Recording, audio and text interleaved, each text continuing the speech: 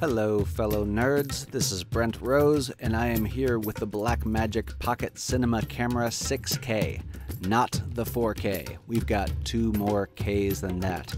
The 4K camera, which I reviewed last year, used a 4/3 sensor, and this one has been bumped up to a Super 35 sensor, which not only lets more light in, but also allows you to use EF mount lenses. So you get a little bit wider shots. I used the Canon EF 24 to 70mm f2.8 lens for this review. It can shoot 6K footage at up to 50 frames per second, and it uses the 12-bit Blackmagic RAW codec, which is actually extremely efficient, so you just get incredible quality and tons of flexibility over the footage, and the file sizes are actually somewhat reasonable. Anyway, let's get into it. Most of the time here I'm going to show you the raw footage, and then I'll show you a basic correction, and let it be known that I am not a colorist, but I'm doing my best here. So this was shot in 6K 24 frames per second, and then I shrink it down to 4K DCI, which is what this is, which gives you an oversampled effect. And when I just do a basic correction here, you can really see the quality come out. I'm sure YouTube is going to compress a lot of this, but trust me, it looks incredible on a 4K monitor.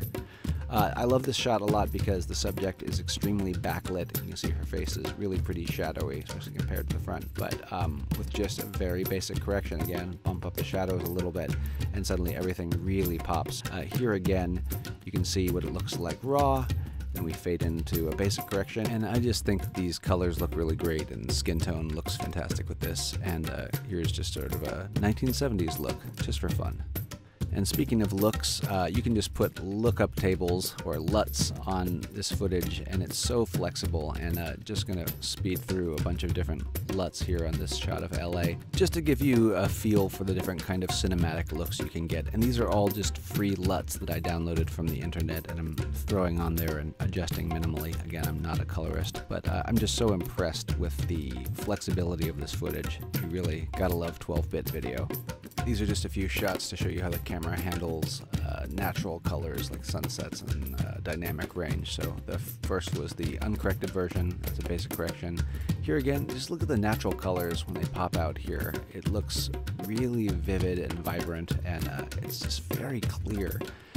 This shot here is a little bit interesting. So it's very backlit with these rocks, and I'm shooting at 3200 ISO.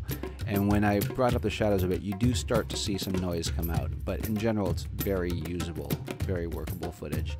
Here too, you start seeing a little bit of noise coming out in the shadows, but in general this just looks great.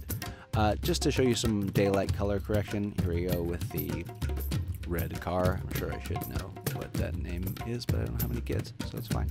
The yellow and the flowers looks really natural, sort of the greens and reds here. And one cool thing about this is because I'm shooting in 6K, I can crop down about 33% and still finish in 4K and have no loss in quality, which is just amazing.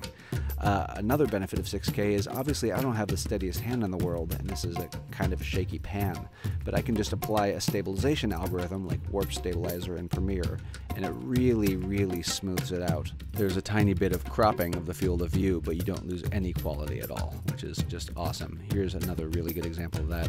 I was zoomed in pretty far, so the shake of my hand is pronounced here, and then we just apply Warp Stabilizer, and that looks like a nice, gimbal shot. It's not on a tripod, but it looks really, really good, really usable, and again, no loss in quality.